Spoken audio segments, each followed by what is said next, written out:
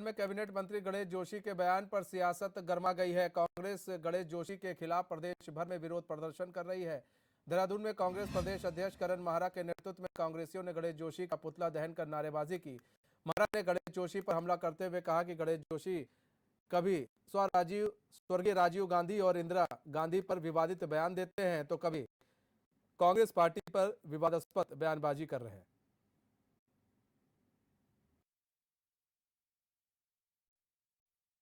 गणेश जोशी जी का जो विवादित बयान आया है, जो वक्तव्य उन्होंने कांग्रेसियों के लिए बोला है, वो बिल्कुल बर्दाश्त नहीं किया जाएगा। और इस तरह के व्यक्ति को जिस पद पे वो बैठे हैं, उनको इस तरह के बयान शोभा नहीं देते।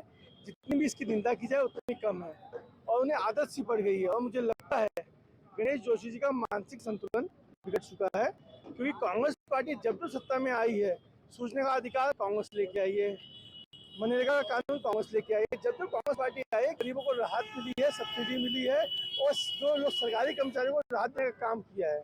लेकिन भाजपा के नेताओं का काम क्या है? सिर्फ विवादित बयानों की में वाहवाही लूटने का काम है। इस तरह का बयान देके वो अपने आप को केंद्रित करना चाहते हैं और कुछ नहीं। जो व्यक्ति जैसा होता है वो उसी तरीके का बयान देता है। मैं ये कहूँगा ये उन पर दया की जानी चाहिए। उनका जो एक्सपोजर है वो बहुत बड़ा नहीं है, मेरा ऐसा मानना है। क्योंकि जिस कांग्रेस ने आधुनिक भारत की नींव रखी, इतने IIM, AIIMS, engineering college, medical college, नौ रत्न कंपनियां जिस सरकार में जिस पार्टी के समय पे बनी हो, उस पार्टी को इस तरीके के शब्दों का इस्तेमाल करना निश्चित ही उनकी छोटी सोच को दर्शाता है। मैं तो ये कहूंगा कि आने वाले जो वर्तमान के जो नेतागण हैं वो भी जो काम आगे बढ़ा रहे हैं वही काम है जिनको कांग्रेस ने स्थापित करने का। हमारे साथ हमारे संवाददाता रोहित विक्रम सिंह जुड़ चुके हैं। रोहित, गणेश जोशी के बयान के बाद अब कांग्रेस लामबंद हो गई है और सड़कों पर है और पुतला दहन किया जा रहा है।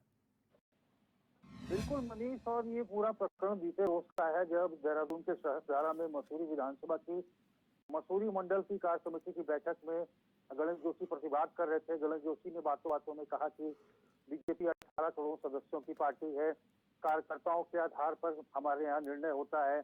एक चाय बेचने वाला प्रधानमंत्री बन सकता है, एक सैनिक का पुत्र CM बन सकता है, एक सैनिक मंत्री बन सकता है। और बातों बातों में उन्होंने यहाँ तक कह दिया कि भाजपा जब सत्ता में आती है तो वो सेवा करती है और कांग्रेस जब सत्ता में आती है तो वो दलाली करती है।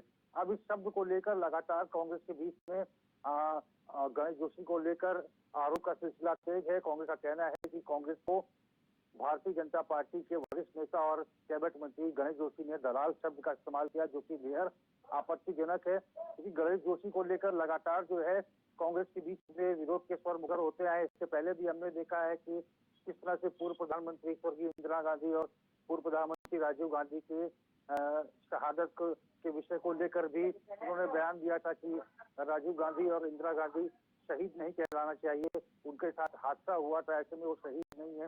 इस पर भी उनका पुतला कांग्रेस के द्वारा फूंका गया था। उसके साथ ही इसके पूर्व में अगर हम जाएं तो प्रियंका गांधी और राहुल गांधी को गणेश जोशी ने बंटी बबली शब्द से संबोधित किया था। इसके पहले अगर हम जाए तो शक्तिमान घोड़े के मृत्यु के मसले में भी उनके ऊपर बहुत लांछन लगे थे। तो गणेश जोशी के साथ विवादों का नाता पुराना है और ऐसे में एक बार फिर से उन्होंने विवादित बयान दिया है, जिसको लेकर कांग्रेस ने विरोध जताया है। पूरे प्रदेश में जो जिला मुख्यालय है कांग्रेस के, वहां पर जो जिला अध्यक्ष है कांग्रेस के, उनके नेतृत्व में पूरे प्रदेश में गणेश जोशी का पुतला दहन हुआ है। उसी क्रम में महानगर कांग्रेस के द्वारा भी गणेश जोशी का पुतला दहन किया गया है।